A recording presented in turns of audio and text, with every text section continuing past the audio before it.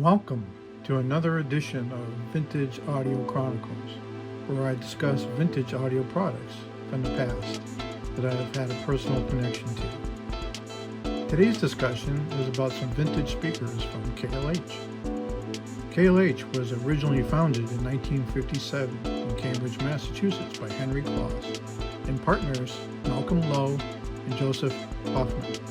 In addition to some pretty great loudspeakers, they also developed many other innovating products, like the Model 8 high sensitivity radio, Model 9 full range electrostatic loudspeaker, the first of its kind, the Model 40 tape recorder, first reel-to-reel with Dolby B noise reduction, and the Model 11 portable record player with built-in stereo speakers. Henry Claus went on to found and co-found several other well-known audio brands over the course of several decades, such as Claus Industries, Acoustic Research or AR, Advent, Cambridge Soundworks, and Tivoli. KLH was recently rebranded and re-headquartered in Denver, Colorado. They've introduced an updated version of the legendary Model 5, which has received favorable reviews. My exposure to KLH occurred at a young age in the 70s, when my dad was looking to purchase our first stereo system. My dad was a ham radio DIY enthusiast who had also built some of his own audio equipment. We went to our local Lafayette radio audio store to check out some speakers. This was my first lesson in critical sound listening, and one that would stay with me for the rest of my career. My dad would say to me, "Listen to the individual instruments. Can you pick them out? Do they sound natural and real to you?" We proceeded to listen to a variety of speakers that were all located up on shelves.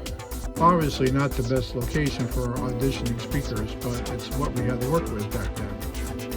One of the speakers was the KLH Model 22. The salesman had previously directed us to what he called a speaker that had great bass. My dad listened and explained that the bass was actually quite bad. It had what was referred to at the time as one-note bass, but I also called them boom boxes. Ported reflex designs at the time were frequently not designed correctly and would put out a lot of bass at a certain frequency.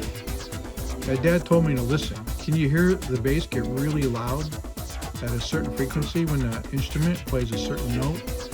It sounded unnatural. My dad tried to explain this to the salesman, but he didn't get it. In any case, my dad explained the virtues of an acoustic suspension design, and we would switch back and forth between the KLH Model 22 and some of the other speakers that they had. The difference was obvious. My dad ended up buying the Model 22s, and they were the source of music in our house for many years. The KLH Model 22 is a two-way acoustic suspension loudspeaker with an 8 ohm impedance, 40 Hz to 15 kHz frequency response, and a power rating between 12 and 50 watts. It featured an 8-inch woofer, an acoustic suspension design, and a 2-inch direct radiator dome tweeter with a crossover at 800 Hz. The cabinet measured 18 inches high and 5/16 inches deep and 10 1/4 inches wide. Jump forward to my high school days, and I would visit my local hi-fi store from time to time, and I was always drawn to the KLH Model 5s. They were definitely my go-to speaker at the time, but I couldn't afford them. So I settled for the Model 17s, and they were my main speakers all through my college dorm years. The KLH Model 17 is a two-way acoustic suspension loudspeaker with an 8 ohm impedance, 40 to 15 kHz frequency response, power rating between 10 and 100 watts. Featured a 10-inch woofer with an acoustic suspension design and a 1 3/4 inch direct radiator dome tweeter with a crossover frequency of 1500 Hz. And the cabinet measured 23 inches by 11 3/4 inches wide and 9 inches deep. The Model 17s, though, had issues with blowing tweeters. It may be partly my fault with driving my Kenwood amplifier into clipping, but I heard that the failures were a common issue with these speakers. After having the tweeters replaced twice, I decided to go another route. I replaced the tweeter with a 4-inch mid-range driver from Radio Shack. It mounted nicely into the existing tweeter hole, and then I added a Radio Shack Super Tweeter on top of the cabinet. I wouldn't call the resulting sound super high-end, but it did sound better to my ears, and I had no more blown tweeters. After college, I ended up replacing the 17s by building my own speakers using KEF drivers, but that's a story for a different video.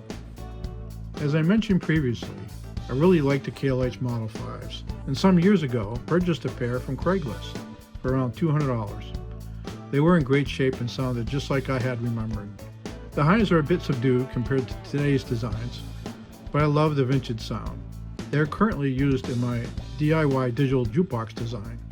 You can see that in my other video, as I didn't have room for them anywhere else in the house.